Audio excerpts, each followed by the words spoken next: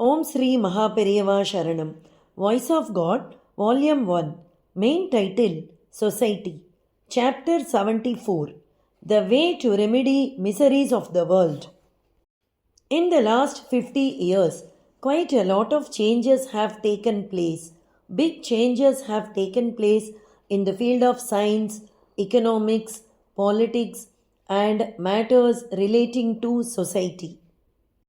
It can be said that the changes that have occurred in these 50 years are more than what had occurred during the earlier 5000 years. The experience we have had due to the changes in the last 50 years is very big. From all the experiences, one thing at least is very clear.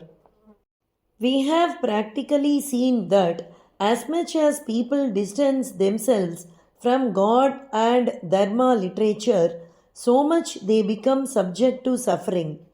Following the unlimited advance of science in all countries, there is agitation and restlessness, is it not? The net result is that the peaceful and cordial life that existed in the society 50 years back does not exist at all today.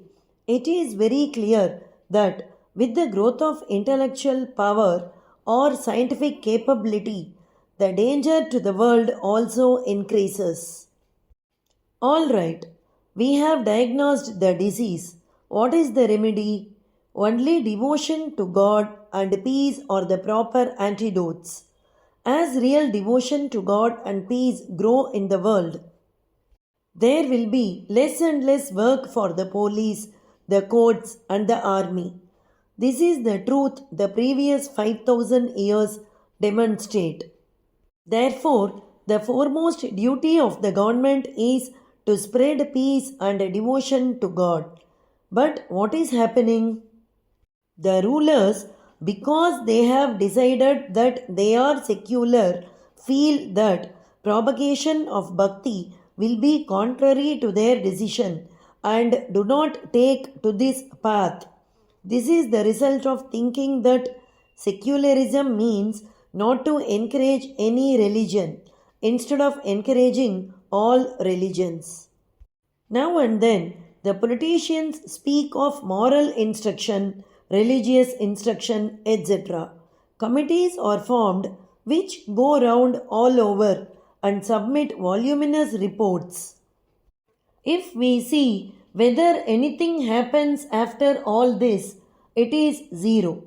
Even activities, etc., which are in the name of culture, civilization, etc., end up as mere dance and song shows. Whatever the government may do, the duty of those among people who are intelligent is to demand what is really good for the people, to strive to raise them to higher levels. Real good will grow only by love of God, who is our inseparable relative. The essence of our experience of 50 years is that with bhakti disappearing, prosperity has also disappeared. In every place, several sanghs, committees, assemblies, etc. are being formed. Each of them has an objective. We often see that these bodies get into conflict with others and become the cause of hatred, bitterness, revolution, etc.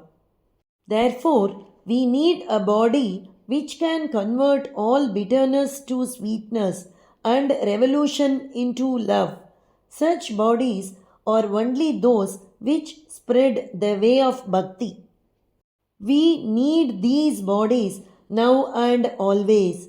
It is only the bodies which are engaged in devotional worship that can reform all other bodies and all aspects of life in a peaceful way. Therefore, for peace to spread to lakhs of villagers in our country, a body devoted to bhakti and worship should be set up in each village. All of us should strive with commitment, and with the grace of the Lord, we have to complete this task. By this, we will improve, and all people and parties in our country will improve, and our country will become a picture of love. By the example of our country, the world will attain peace. The Vedic truth, Loka Samasta Sukhino Bhavantu, will prevail. We have to establish it. We have to dedicate our life to this task. May we all establish bodies of devotion and worship which alone can tackle in a peaceful manner any revolution that may come up due to advance of science, excessive circulation of money, or by mutual distrust, and may we unite together and spend the rest of our lives in this and render service. Our duty is just to render service. Om Sri Mahaperiyava Sharanam. Jai Jai Shankara. Har Har Shankara.